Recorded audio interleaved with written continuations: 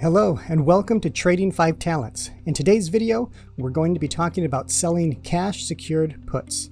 But before we begin, I just want to say I'm not a financial advisor and this is not financial advice. This content is for educational and entertainment purposes only. Any trades I mention are not trade recommendations, but either an example trade or a past trade I've made. So please don't enter into any trades that you may see here. Now let's get into the video. Now, just a brief summary of the wheel strategy. This is an options trading strategy that focuses on selling options rather than buying them. And when you sell options, you keep the premium. It's divided roughly into two sections. The first is the cash secured put, which you see in the top, and we're selling puts. And if we don't get assigned, we keep the money. If we do get assigned, we still keep the premium, but we also have to buy 100 shares. And that brings us down to the covered call section, which is in the bottom. We can sell calls using our shares as collateral. If we don't get assigned, we keep the premium. If we do get assigned, we still keep the premium, but now our shares get called away and then we're back up in the cash secured put area. So this is why we call it the wheel strategy, because no matter where you go, you can enter and exit and you're still following the same pattern of selling puts and selling calls. This video will be focused on selling the cash secured puts. Now remember, when we are trading the wheel strategy, we are selling options. So to open our position, we're going to be selling to open. So how do we open a cash secured put? Well, it involves selling one put option for every 100 shares you're available to purchase. So remember, you have to have the cash or the capital in your brokerage account in order to purchase 100 shares of the underlying asset at the strike value of that put option. This is used as collateral in case it gets assigned to you. So this is why we refer to it as a cash secured put. You can't just sell, well, I suppose you could sell naked puts, but in Robinhood, the brokerage that I use, you can't. They have to be cash secured. You have to have the money in case it gets assigned to you. So how much money do you need to have? Well, since each put option controls 100 shares, you need 100 times the strike price of the option that you're selling. Now, when you sell an option, whether it's a put or it's a call, you will immediately collect the premium. You'll see a credit to your account for the premium price. Now, if this option goes in the money, then you have to buy 100 shares at the strike price. That's what you set your cash aside to do. That's the collateral. That's the secured part of the cash secured put. So that's selling to open. That's initiating the position. So after a position is open, we need to close this position. So if we sold to open, we're going to buy back to close or buy to close. So how do we close a cash secured put? Well, there are two ways to close these put positions. First of all, we're going to buy to close. This is what I primarily do. I buy to close my position. If it's out of the money, you're going to be profitable. And we're going to close it and by buying it back at a lower price than what we sold it for. And I'll go over a few examples of how we'll do that later on in the video. But if you don't know what in the money, at the money, out of the money are, I'll leave a link down in the description so you can have a better understanding of what those abbreviations mean and what your option is, whether it's in the money, out of the money, or at the money. When I buy to close, I try to do it for 50 to 90% of my max profit. So whatever I sold my put for, that's 100% max profit. I try to close when I get to 50% all the way up to 90% max profit. In the second case, the other way to close a cash secured put is if you just let it expire. So if that put is in the money, you let it expire, and now you will be assigned the shares. You will have to use the cash that you set aside to purchase the 100 shares. You're going to keep the full premium. You're going to have 100% max profit, plus you have to buy those shares.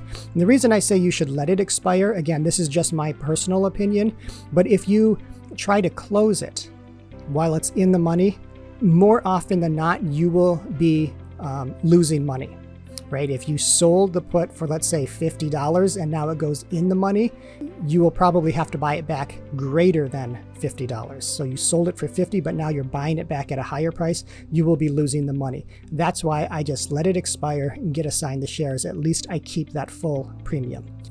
So the bottom line is don't buy to close for a loss. Again, that's just how I run this part of the wheel. You can do how you see fit with your trading strategy, but I don't like to buy to close for a loss on the put side. The other thing is, if you find that your cash secured put is going to expire out of the money, if you are already profitable, you can simply let it expire, and then you keep 100% of the premium. So if it expires in the money, you're assigned the shares. If it expires out of the money, you keep 100% of the premium, and then you get your cash back to open up another position. But for my preference, I like to buy to close 50 to 90% of max profit when I can. So let's go over to the brokerage account, and then we'll take a look to see how this would work. All right, so we're in Robinhood, and what I did is I just clicked on the 100 most popular list that Robinhood has, just for an example. So AMC, BlackBerry, Fuel Cell are the top 3, and I have positions in all of these. Let us look at, for example, let's look at an expensive stock. Let's look at Apple right here. Okay, Apple, we click on Apple, and we're going to find that Apple is trading at $145.95 per share. The market is closed right now. So these prices will remain the same for our example. And if we wanted to trade a put on Apple, all right, so we go over to trade options, and then I just like to click on the share price. That just brings me back to where it's actually trading at. This is referred to as the options chain. And so right now it's selected as buying calls for expiration on August 6th. But what are we doing? We're not buying calls. We are selling puts. So make sure you click on sell, and then you click on put, and then you look for the expiration that you want. So this is the first one that's available. This is going to be about 7 days out, and then the next week, and the next week, and the next week. So I like to trade options up until 3 weeks. So August 6th would be perfect if I wanted to do that. Now, again, if you want more information about the wheel strategy in general, I'll leave a link in the description so you can see an overview of that strategy. And again, I'm using Robinhood.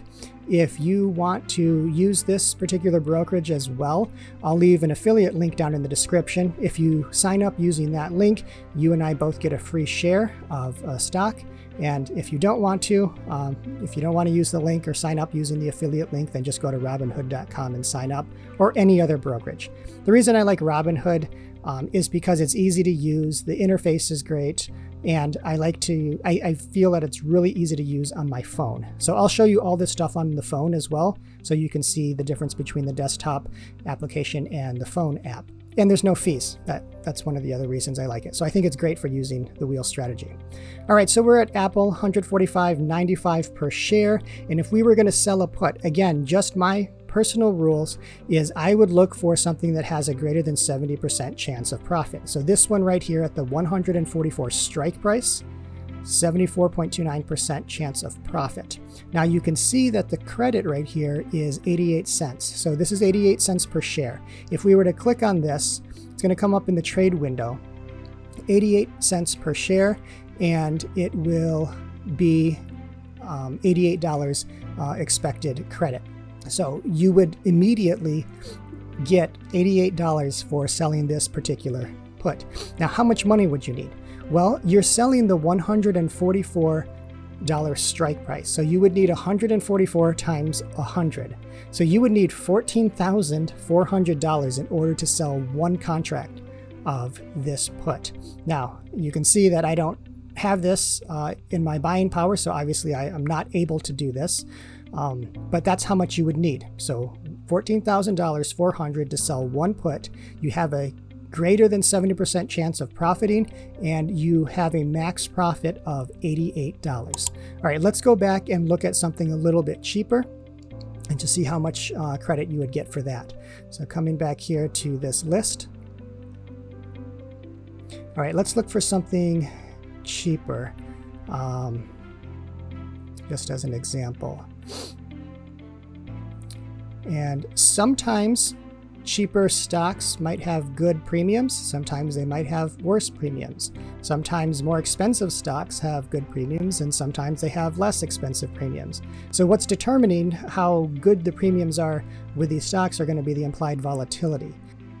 Now, if you want to learn more about implied volatility and other factors that might affect the stock's price, there's a video link in the description about options Greeks, so you can go ahead and check that out if you want to. So let's look at GoPro. Okay, GoPro is trading for $10.24 per share. So GoPro, we go over here to trade options, and we're going to look at selling a put. All right, so you can see in this options chain, you've got this, I keep clicking on the share price line. That's just bringing me back to the options chain where the strikes are either right above the current share price or right below the current share price. Now, these are put options. So this line shows you, it shows you where the current share price is. So everything that is above for a put option is going to be in the money. Everything that is below is going to be out of the money for put options. Okay, those strikes that are right next to the share price, those are said to be at the money. Okay, the money is referring to the current share price. Right, so when I am looking for selling a put, I'm looking for a greater than 70% chance of profit. So I can see right here, this is 74.85% chance of profit, $9.50 share price. So if I click on this, over in the trade window, 25 cents per share. There's 100 shares in each contract, so that would be a $25 profit. Now you can see it's positive. It's a profit. It's a credit that we're going to be receiving. This credit will immediately go into your brokerage account, but you're going to have $9.50 times 100 in cash in order to sell this put. So $9.50 times 100 would be $950 that you would have to have in cash. I have the buying power to do that, so I could if I wanted to. In fact, I could do multiple contracts if I wanted to. This is just an example. I'm not suggesting this trade at all. I'm just showing you how it would work. So again, the other thing that I look for in these puts is checking the rate of return. So right now we're going to be making $25, but we need $950 in collateral. So what would that equal?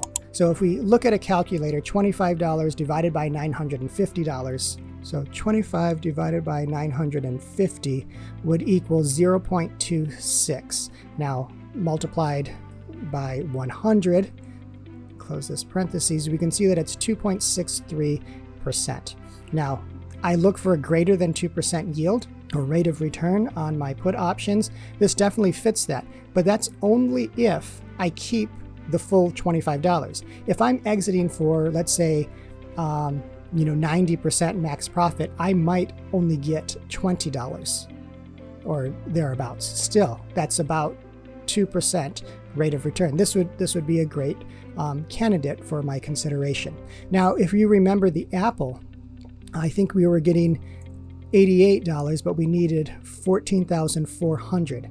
So you can see that we're only getting a 0.6% rate of return. And that's only if I kept it for 100% max profit. If I were to do 90% max profit, or let's just say $80, just as a rough estimate, we would only be getting approximately 0.5%. Now that's probably something I wouldn't do just because the rate of return is so low compared to GoPro in this example, which had a greater than 2%. So those are the things that I'm looking for when I am selling a put. All right, let's look over in the mobile app and we can see how this would look like on your phone. All right, here on the phone, I just clicked on this search button at the bottom, and then I'm looking and tapping on the 100 most popular list. And you can scroll down here until you see Apple. That's what we were looking at originally. We tap the trade button, trade options button, and then we are looking at the August 6th expiration. So I tap August 6th, and it's already on sell put. All right, we were looking at the $144 strike price. And you can see that the credit is 88 cents per share, or $88, greater than 70% chance of profit. So if I tap on that, you can see if I just sold one if I just sold one contract, then I would have a credit of $88. But how much money would I need? I would need $14,400, or 100 times the strike price. So we're also looking at GoPro. And that is right here. I tap on GoPro, tap on trade options. I'm looking at the August 6th expiration. So here we want to make sure we are selling a put. So you want to tap those two buttons, selling a put, looking for a greater than 70% chance of profit, this $9.50 strike price. So I tap that and you can see indeed one contract, is going to net us $25 in max profit.